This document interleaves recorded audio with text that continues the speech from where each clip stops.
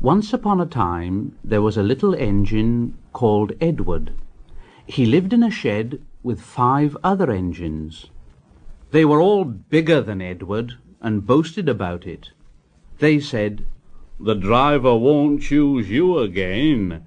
He wants big, strong engines like us."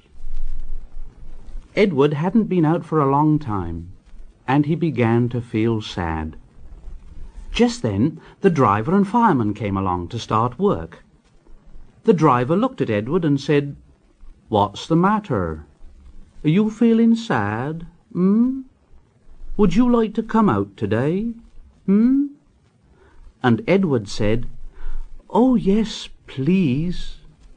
So the fireman lit the fire and made a nice lot of steam.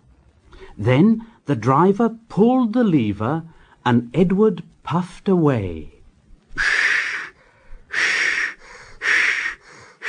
And he blew his whistle.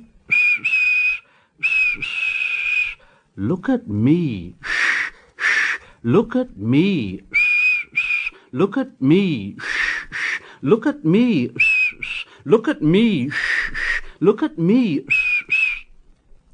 The other engines were very cross at being left behind, and away went Edward to get some coaches. "Look at me. Look at me. Look at me. Look at me." At last Edward found the coaches, and they said, "Oh, please be careful, Edward. Don't bump and bang us like the other engines do." So Edward came up to the coaches very, very gently.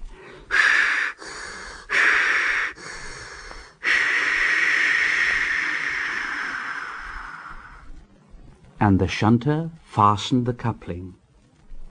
The coaches were very pleased. "Thank you, Edward. That was kind.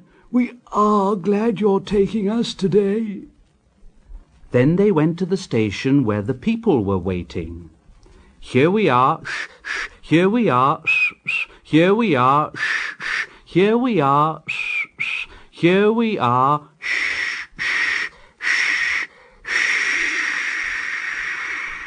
"Come along, get in quickly, please." So the people got in quickly, and Edward waited happily for the guard to blow his whistle and wave his green flag. He waited and waited, and there was no whistle and no green flag.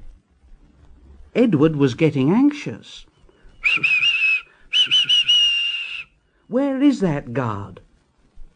The driver and fireman asked the station master. Have you seen the guard? No." They asked the porter. Have you seen the guard?